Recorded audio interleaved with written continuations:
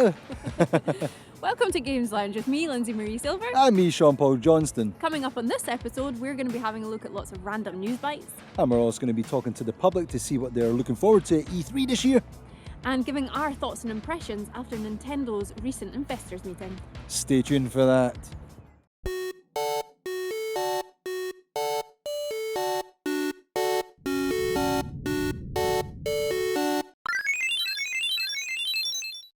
Games Lounge.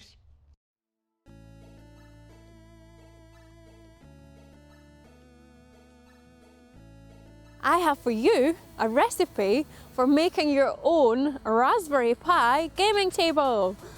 This has been made by Spanner Spencer at Element 14, and he has used the Raspberry Pi 3, about £25, and an IKEA table, about £8, to create this.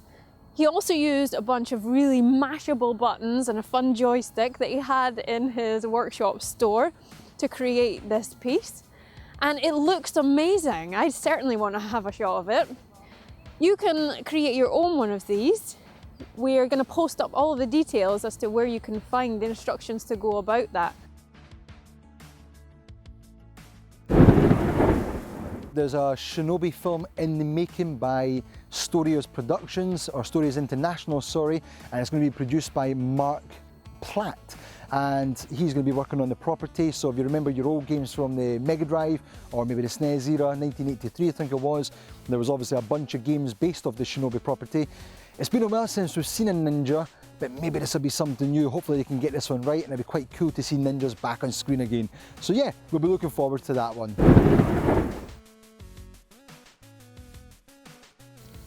I have just discovered this amazing new collaboration between Nintendo and Vans. They are celebrating the legacy of classic Nintendo characters, all of the favourites like Mario, Donkey Kong, Link, Peach, possibly some others as well. And they're creating an exclusive range of footwear. They're going to be all brightly coloured, amazing designs, and they're going to retail around about £75, I believe. Oh, dollars, sorry. And they're going to be available from June. They have been posted on a German website called 43 Einhalb. They're like maybe something you would wear in Splatoon for staying fresh. So Lindsay, we're in the park. It's a beautiful weather. Finally, we've got some sunshine. But we're here and there's loads of people around, so we thought what a perfect opportunity to get out, get some sun, some rays, and ask the public their opinions on E3, what they're looking forward to. What are you looking forward to? Stuff. Excellent. Let's go and see what the public had to say. I'm joined here by Alex. I'm here with my good bud Jacob. I'm joined here by Rory. So I'm joined here with Neil. Alex, what do you have consoles, or you know somebody who does? I'm a PC guy, but my brother and all my friends own all the consoles. He's a big gaming nerd, so he's got all the old consoles, SNES and Mega Drive and Atari, and even obscure, even like the Dreamcast. I have an Xbox One and a PS4, but also have a computer. And what is it you're playing on? What is it? PS4. PlayStation 4. Yeah, PlayStation. Is that? I was Xbox, but I switched over. Xbox One? No, I was 360. 360. And Cool. then switched over. For what are you playing at the moment? I've actually been playing a game called Samaros 3, which is like an indie game by Amanita Design, I think is the name of the company. They did a brilliant game called Machinarium. It's sort of a point-and-click adventure sort of thing. Playing a bit of Destiny at the minute. Also played Black Ops 2 for a bit, but I find it a bit boring at the minute. Destiny and Black Ops 3. Destiny, looking forward to the updates for Destiny? Pretty much, yeah. Yeah, you're a hardcore player? I don't think I'm quite hardcore. I'm not as good as I think I am. Mostly on Xbox One, I'm playing FIFA 16, FIFA 15, Yep. online with my son, because that's good, because don't see him often, so I can relate to him, things like that through online. Is there anything in particular that you'd like to see announced? Well, there's always the pipe dreams of the Halo games and stuff, but that's never going to happen. Anything, I don't know if Sony have a VR set coming out, would be like to see some stuff about that. Yeah, I'm particularly looking forward to Mass Effect Andromeda because I played all 3 of the games prior to it. So when I heard that was being announced, I was quite excited about it. So. Yeah. Cool. And if there was any new hardware was going to be announced as an upgrade, how would you feel about that? I don't think I'd have any disliking to it because it's not going to be a necessity for you to buy it. So if it was not a necessity, I think I'd be fine with it. So. Battlefield 1, maybe a new trailer, more updates for that. So more graphics, more bells and whistles. Pretty much, yeah. I would like to see some sort of personal training games, yeah, because that's my business, or health screening, where they could maybe analyse themselves in-house because they're scared to go out to the doctors, things like that. So maybe a game where they test their heart rate, they test their flexibility, their strength, in a fun sort of way. Yeah. You know what I mean? Talk about that kind of stuff then. What about the Kinect? You know how they connect with Xbox One? Yeah. Did you ever use that, like playing the Yeah, games? yeah, my son did it. He was like, came in the house, the room, TV on, Xbox on. Dad, are you there? Whatever, call Dad. Brilliant, yeah, so love that. Good. What is your favourite or most memorable moment in video gaming? Probably Gears of War 1 or Call 4 campaign because it was really immersive and had a solid story to it. The Dark World and Link to the Past, completing Super Mario World on the SNES. Oh, awesome. It's a great moment. Yeah. But then, there's more story-based things, Yeah. like at the end of like BioShock or something like that. You've got a bit more emotional investment. But no, just love them all. Yeah. Awesome. Thank you so much. Oh, you're welcome. Thank you. So that's us back in the studio, and apparently we're in different clothes. Strange. So yeah, Nintendo, shortly after we released episode 6, had their Nintendo investor meeting. Every year they have this, and it's always a good chance for some news to come out of it for what Nintendo plans to do in the year ahead. And this year was no different. We got some good news and some not so good news. You asked us to give our impressions on it, so here they are. Well, apparently the Nintendo NX is going to be launched in March 2017. 2017, that's ages away. It'll come round soon. Yeah.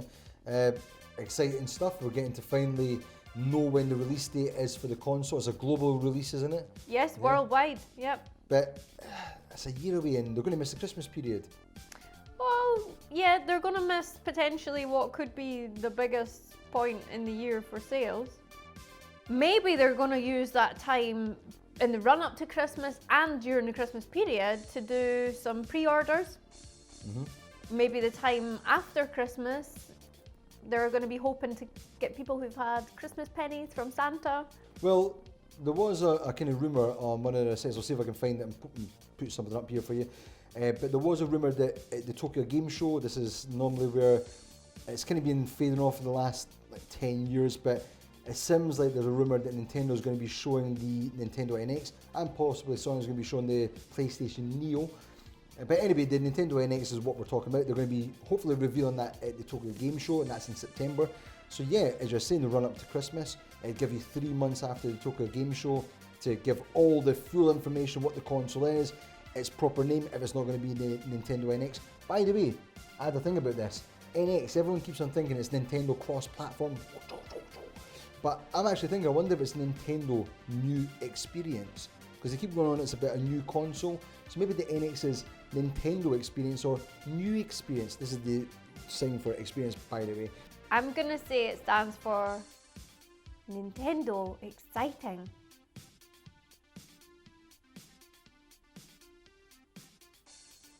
Exciting stuff. It's a few months away, 9 months away. We're not going to see E3, which is unfortunate. I think it will get shown off behind closed doors. I think games will get shown off and everything, which leads us on to our next point. Zelda Wii U has been delayed again. Again! Oh my god! That's been 5 times now it's been delayed. So, what, we're going to have to wait until when? March 2017. It's going to be delayed until the launch of the NX console. So, it is going to be a Twilight Princess scenario. We're going to get the final game on the Wii U will probably, most likely, unless there's a third-party game, will be Zelda U, or whatever it's going to be called now. And it's also going to be a launch game for the NX. So it could be a massive positive, it could be a massive negative for some people, but the game was initially announced in 2013. So we're over 3 years ago now, well 3 years ago now. And then 3 years? 3 years, yeah. It was announced and there was nothing shown at the time, it was just announced there was going to be a new Zelda game coming out in the Wii U. So it was one of the kind of enticing factors to buy a Wii U. You knew you were getting a Zelda, a new Zelda. Was that at one of the Nintendo Directs? I think it probably was, yeah. I think they probably announced that during a Direct. Can't actually remember now. It was shortly after it was the year after the Wii U released, so it would have probably been a Nintendo Direct. Anyway, we're excited about that, and then it got delayed. So the first delay was in 2014. What happened was they showed the first bit of footage from the game, and they said they were working on it, and it was going to be a 2015 release. 2015 came around, and in March 2015, it got basically delayed, and we were told that they wanted to work on it, polish it up, make sure it was correct, and it was all good to go. Everyone was thinking 2016, cool. But during 2015 as well, we also got the announcement of, or the mention of, again, I think it was during the investor meeting, of the NX. And that was Iwata basically mentioned that we're working on the next console, codename NX. And then at that point, everyone kind of said the same thing or thought the same thing. It's going to be on the NX. It's going to get delayed, and it'll come in the NX. That has come to pass, and it's true. I think Nintendo going back to what they did with the GameCube and the Wii, where they've got this dual release, it could be a great start to hopefully what's going to be a cool console. And along with some other titles, if they come up with some new games, that could be pretty impressive for getting people enticed to buy the new console, show off and everything with a big epic Zelda. At the same time, at E3 this year, that is going to be the only playable game. So they're going to show the Wii U version of Zelda at E3, but that's going to be Nintendo's only playable game. That's crazy talk. Best of both worlds, I suppose. It is a little bit longer to wait, but I think it makes sense keeping it for the NX for a release there and giving it as a swan song to the Wii U.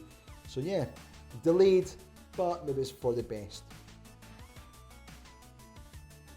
The next two mobile games in their collaboration with DNA is going to be Animal Crossing and Fire Emblem. Taking a game from what was traditionally the handheld, I say traditional because it's been on the Wii U as well, the Wii and other games. Anyway, the 3DS kind of game, the handheld portable game, is now going to go to mobile instead. And they did say it will tie up with new entries in the series, which indicates they are working on a main console version. But yeah, what's your thoughts on that, Lindsay? Lindsay's got a 3DS for Animal Crossing, an actual themed limited edition Animal Crossing 3DS, and you've played the game tons, so what's your opinions on that, going to mobile? I think it could be pretty exciting. I think I'd like to see it if it, if they still had the main one was on the Wii U or the NX or whatever it happens to be, but on an actual console, and then maybe the mobile is going to link in with that. Like maybe if there was some way of syncing that up, or maybe you could text something to your game or email it to yourself within the game, and so that when you then got home and went into your console, then it would all be there and it would all update with everything that you had been doing. Or I think it could lead to it being much easier for having your friends joining you within the game without having to actually go ahead and buy, the full game itself. They could join you and just kind of be a little guest in your So you're thinking world. something more along the lines of Street Pass kind of thing? Yeah, maybe. In Miitomo, the recent update allows you now to add your friends via email. So along with your social networks where you can connect up and email now, I think you can do it also in a text message. You can send a text message. It basically can invite people to download the app and play Miitomo. So if they did something like that in Animal Crossing, I think like one of the biggest problems with Animal Crossing, even though it's such a massive franchise for Nintendo, it's like 7 million or whatever. I think New Leaf sold something like 13 million or something. Anyway, it's a nice size franchise. Is how do you get that out to the wider audience? And when you've got a 3DS, if you say like if I said to you, how did you invite people to play the game? Like what was the Well, I basically said, I've got this game, I think it's really cool, I love it, you should get it. And they had to go out and buy, the full game. And the console. And they still didn't know if they actually were going to enjoy it. They basically were just going on my word. But whereas if I was able to say to a whole bunch of friends, oh, there's this, and it's free at start, and here, try it. Here, this is the icon. Download this onto your phone right now. And instantly we could be enjoying that interaction within the game. And then they could get almost like a taster of what that is like. Then if they wanted to, they could go and buy the full game and join their friends within there. Do you know, like, I know obviously what you're saying with the app side of it and having it's free to play or free to start. Do you think there's a worry that if there is a handheld part of the NX console, that's going to detract from a main game, or is it more like exactly what you're saying? It would be a kind of Animal Crossing light version.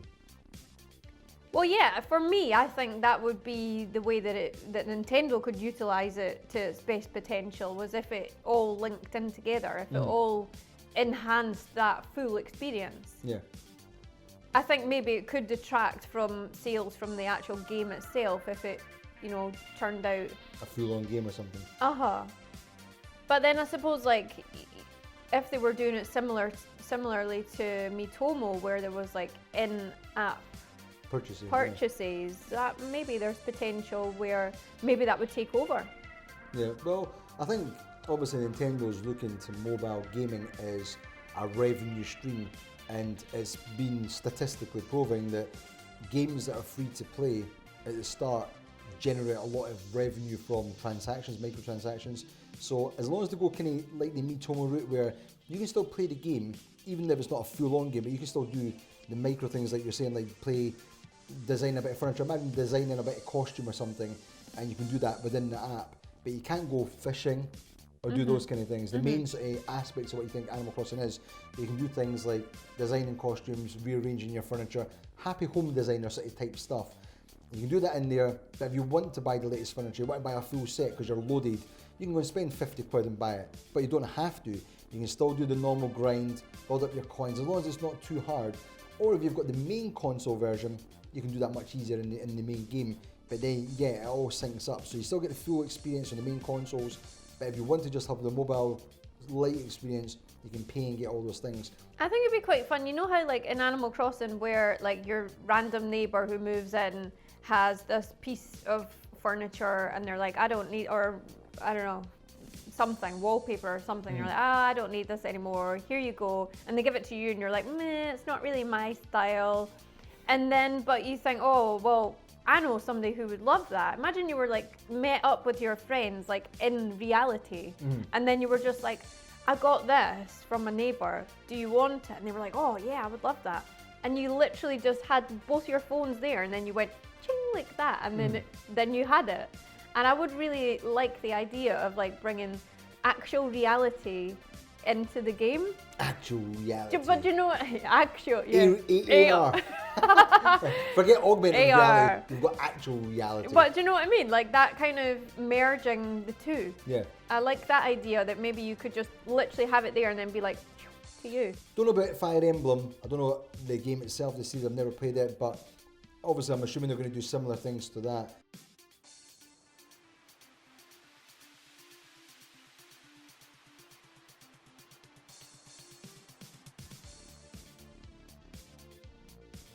And that's it for this episode. Thanks for joining us. Do feel free to leave your comments below and like, subscribe, all of that really lovely, yummy stuff. Thanks for watching.